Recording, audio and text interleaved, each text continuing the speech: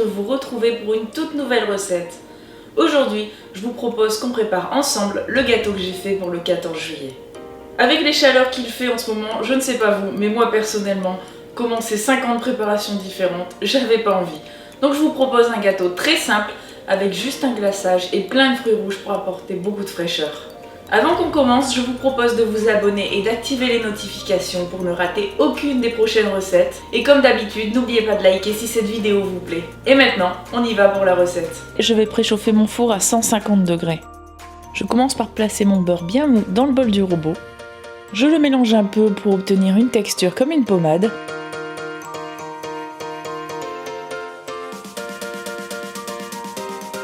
J'ajoute ensuite le sucre.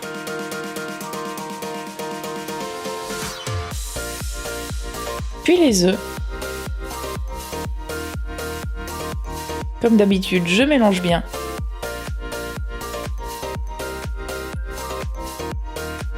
N'hésitez pas à racler autant de fois que nécessaire le bol du robot afin d'obtenir une texture bien homogène.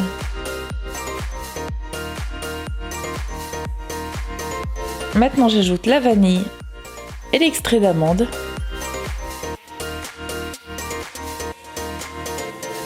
Une fois que tout est bien mélangé, j'ajoute la moitié de la farine. Je mélange. La moitié du lait. Je mélange encore. Maintenant, la seconde moitié de farine. Et pour finir, la seconde moitié du lait. Je mélange pour obtenir une belle pâte bien lisse. Une fois que c'est fait, je place cette pâte dans mon moule que j'ai bien beurré et fariné. Je lisse un peu et j'enfourne pour une longue cuisson d'environ 1h15 à 1h30 jusqu'à ce que la pointe d'un couteau planté au centre sorte sèche. Une fois que mon gâteau est cuit, je le laisse un peu refroidir dans le moule, puis je le retourne sur une grille et je le laisse totalement refroidir. Mon gâteau est totalement refroidi, je vais pouvoir préparer un glaçage. Pour cela, je place le blanc d'œuf dans un plat, j'ajoute une partie du sucre glace, je mélange. Une seconde partie, je mélange à nouveau, etc. Jusqu'à avoir incorporé la totalité du sucre glace. J'ajoute un peu de lait, une cuillère à soupe à la fois pour obtenir une texture assez liquide pour napper mon gâteau. Et pour finir, je nappe mon gâteau. Je n'ai plus qu'à le décorer avec plein de fruits rouges. Et voilà, il est prêt!